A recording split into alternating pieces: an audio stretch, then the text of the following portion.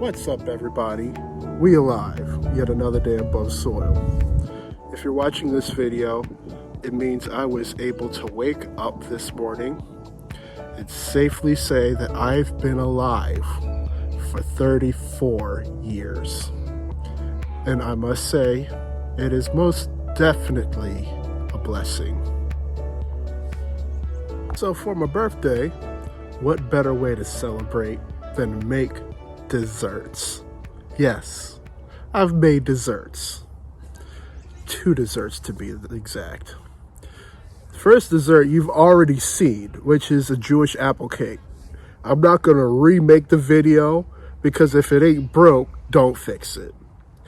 However, I've also attempted to tweak an all-natural red dye.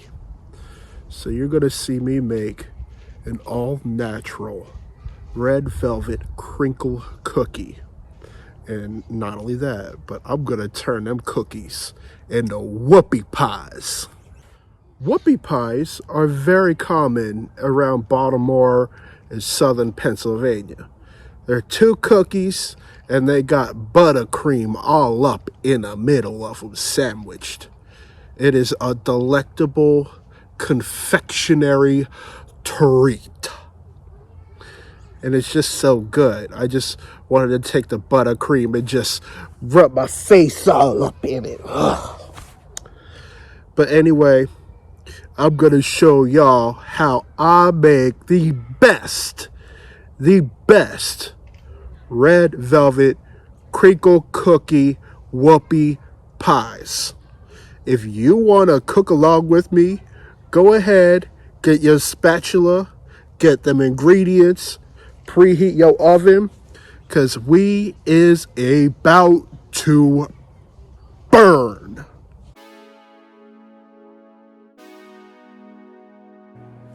Alright, usually when I'm cooking in the kitchen and I'm showing y'all how to make some food, I usually start with all the ingredients from start to finish. This time around I'm going to do it differently. I'm going to start making a natural dye, or at least I'm going to attempt to make a natural dye. But before we begin, I must remind you to wash your hands. The food that we make within this kitchen is blessed. Therefore, you're going to need to wash them hands. And if you're in a kitchen with them nasty hands, I'm sorry, but that's just nasty. So you're gonna need these ingredients for your dye. What I have here, some hibiscus, fresh organic hibiscus flowers. I'm probably gonna use half a cup of this. I have 3 medium-sized beets. I was at the Safeway. They were about to close, but I found me some fresh beets. And I'm gonna also use either a half cup or a cup of white sugar. And it'll start with 3 cups of water. So we're gonna incorporate all these ingredients and we're gonna attempt to make an all-natural red dye. And when I mean red, I want this dye to make a cake or cookie so red that I put them up in the sky in the middle of an intersection, and the traffic, all directions, is gonna stop. But anyway, without further ado, let's get started. We're gonna first start off by peeling the skin off the beet. That's what we're gonna do. Run that past this grater like so. I want to get either a cup or 2 cups of grated beets. In the pot, we've got about a cup or 2 cups of beets, shredded beets, and I'm also putting in a half cup of hibiscus. Behind that, 3 cups of water.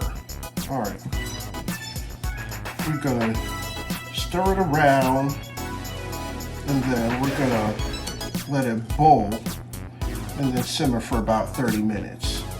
So that way, I'm already looking at the water, and it's looking very, very red.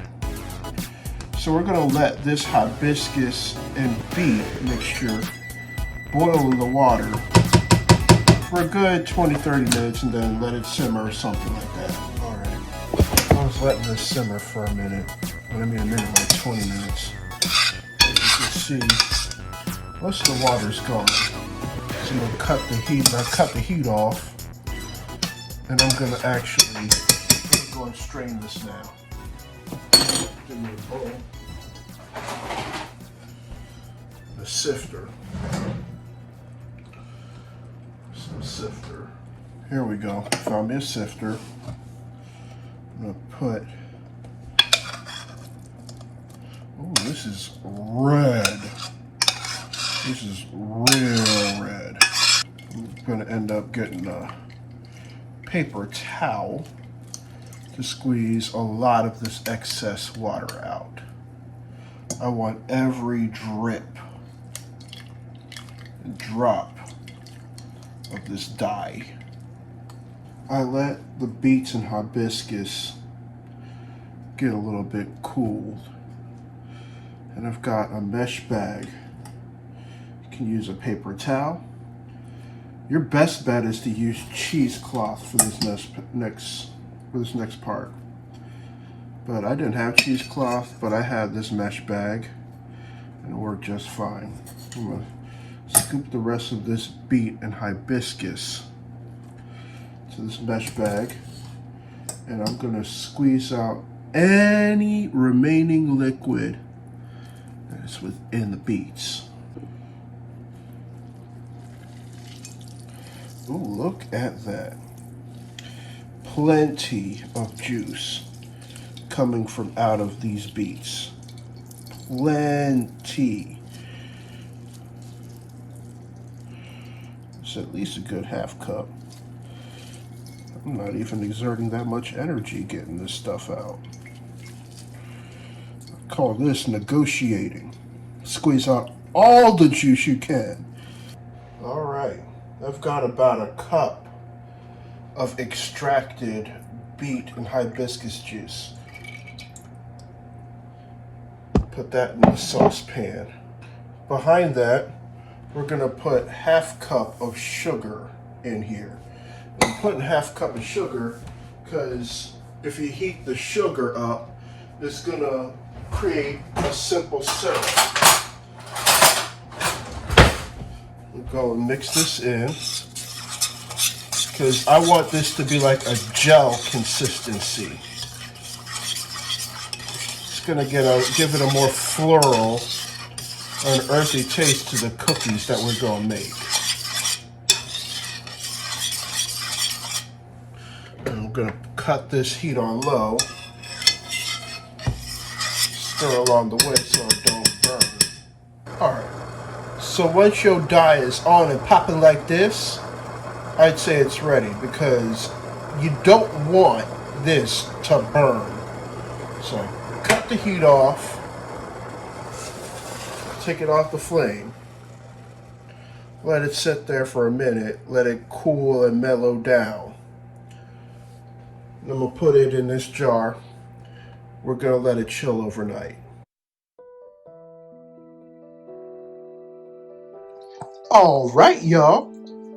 Now that I've made our homemade all natural red dye, it's time to run by the ingredients that y'all gonna need for your all natural red velvet crinkle cookies. Now, I already told you to do this while making your dye, but I'm gonna remind y'all again to wash your hands, because the food that we make in this kitchen is blessed. Therefore, you're going to need to wash them hands. Without further ado, here are the ingredients for the cookie portion of the dish. So you're going to need all-purpose flour, white sugar. You're going to need some cacao, either like an 1/8 cup or a 1/4 cup. I'm most likely going to use a 1/4 cup. You're going to need 1 stick of butter. Gonna need baking powder. I've got some pink Himalayan salt, 2 eggs. I've got vanilla extract, and of course, we've got our all natural red dye. Those are the ingredients that you're gonna need for the cookies. Let's get crack-a-lackin'. First, in a separate bowl, you're gonna start off with 1.5 cups of all-purpose white flour. If you can find it unbleached, that's better. And the reason why you want it unbleached is because bleach is alkalized, and things that are alkalized have a tendency to turn blue. Things that are more acidic would turn red. So we're going to start with 1.5 cups of 1.5 all-purpose white flour. Next, behind that, we're going to put 1 teaspoon of baking powder in the flour mixture. Behind that, you're going to put 1/2 teaspoon of salt, and then we're going to mix that together. Mix that together so it's nice and incorporated. Oh yeah, one more ingredient. And I'm really surprised that I forgot this ingredient. So a lot of people argue, okay, is red velvet chocolate or is red velvet vanilla? Is it chocolate? Is it vanilla? Well, I got an answer for that, and it's both. There's a little bit of chocolate, a little bit of vanilla. Some argue it's just a chocolate cake that's red. What I have here is 1/4 cup of cacao. We're going to put this in the bowl, mix it in real good. Ooh, oh my. I could already smell it. Up next, we're going to start with our wet ingredients.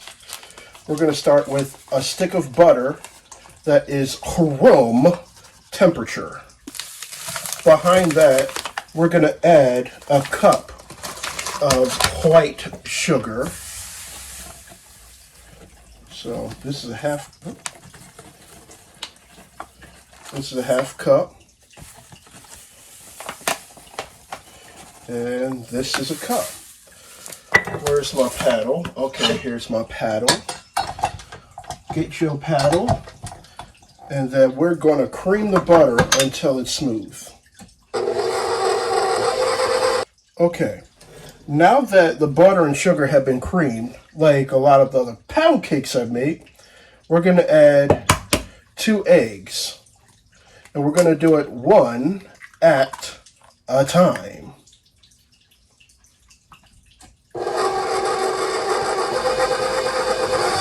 Not gonna lie, sometimes my standing mixer doesn't catch everything. I saw a few little lumps at the bottom, and I'm just whipping it real good, trying to get all of the remnants out the bottom, make sure everything is nice and incorporated. Now's the fun part. That delectable red dye. Here's the reason for why I'm trying to use all natural red dye. Reason 1, there are legitimately people who are allergic to red dye. And it's because the red 40 that's used, it may or may not be used. There might be, I don't know, bugs that are crushed and they create red dye. Yeah, let's try that on for size. So instead, I'm going to use something all natural. And another reason why is because there are some people who are allergic to red dye. Rightfully so, they may not want the red velvet cake that I made in version 1.0. Which, by the way, if this red dye does its job, y'all gonna see Red Velvet 2.0. And I'm just gonna look at this consistency, y'all. It's like a gel. Look at that. I'm adding, dang man, I'm adding a 1/4 cup of our all natural red dye. And I can already see, look at this. My goodness. I'm probably going to use a little bit more. Not going to lie. Yeah, I'm going to use a little more. Probably like another 1/4 cup. Before adding our dry ingredients to our wet, I'm going to add a teaspoon of vanilla extract. And just so that y'all can see how red this coloring is, it's a little bit red. I put a 1/2 cup of the all-natural red dye. And there were some people in the comments who said, use beet juice, use beet juice, use beet juice. As you can see, this is beet juice. This is legitimate beet juice mixed with hibiscus. And I concentrated the dye so that it was like a gel. And why I didn't use the beet juice for the first pound cake, I actually tried it twice. And my pound cake that was supposed to be all natural, and it was a red, it came out brown. It came out brown. It was a chocolate cake. It tasted good, but it still came out brown. But anyway, now that the wet ingredients are in, I'm going to add our dry. Little by little. I don't want to, I don't want to lose any of this flour mixture. I'm going to mix it in, fold it in little by little. Make sure it's all incorporated. I mix it in with the sides. And just for reference, I added over a 1/2 cup of the red dye.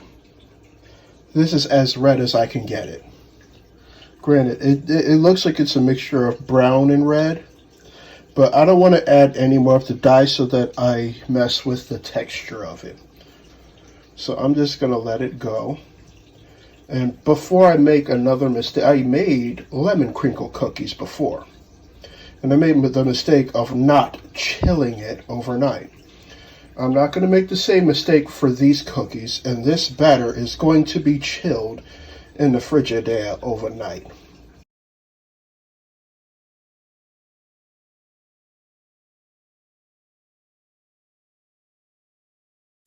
For this next part, we need confection sugar. This is about 2-3 tablespoon scoop. I'm going to scoop out a little bit of this batter. And it's nice and set.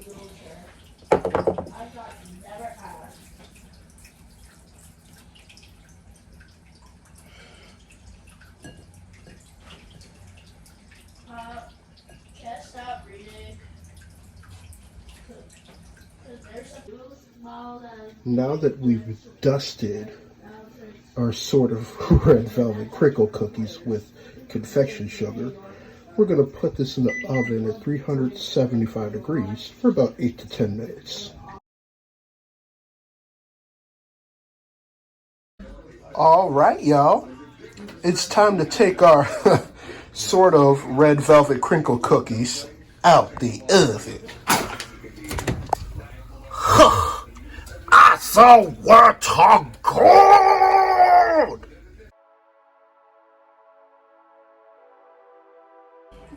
Now for the buttercream. We're going to add a 1/2 brick of cream cheese to a 1/4 cup of butter. Behind that, you're going to use 3 to 4 tablespoons of powdered sugar. Oops. And a teaspoon of vanilla extract. And we're going to mix that in real good.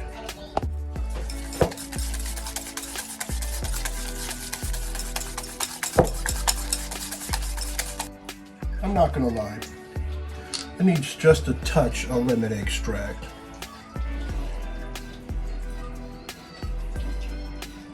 That's good. Mom and Dad suggested a little lemon zest. Guess the little lemon zest ain't gonna hurt it. Here's a little bit of a kitchen hack. I use a sandwich bag and I cut a little hole in the corner. And I'm gonna turn the sandwich bag into a piping bag. I take my buttercream, throw it in a bag.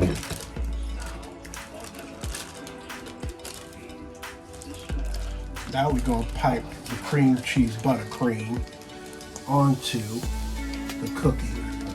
Then we're going to make ourselves a little whoopie pie. And there you have it. Red velvet crinkle cookie sandwiches. This is going to be absolutely amazing. Ladies and gentlemen, before we part ways and leave, I have a relatively important question to ask of you. If you went to sleep tonight and you didn't wake up the next day, would you truly be satisfied with the life that you lived? If your answer is no, then it's most definitely time to do some soul searching and think about some of the changes that you need to make with your life. I say this because there's a lot of things within our society that discriminate. Death, however, still does not discriminate. I want to thank each and every one of y'all for watching my content. If this is your first, second, third, or whatever time, hit that subscribe button. It's right down below. I'm going to put the links to my Instagram, Stickerism's Instagram, Stickerism's webpage, Noah Collective's webpage, and many other things, including the recipe for these delectable confectionary treats. Please, go ahead. Become a member of the LDX fam. We have a lot of fun on this channel, and we're still greatly on the road to 1,000 subscribers. If you want to join along, come on board. I leave you all with much love, good spirits, and vibes. Until next time, I'll see y'all later. I'm out.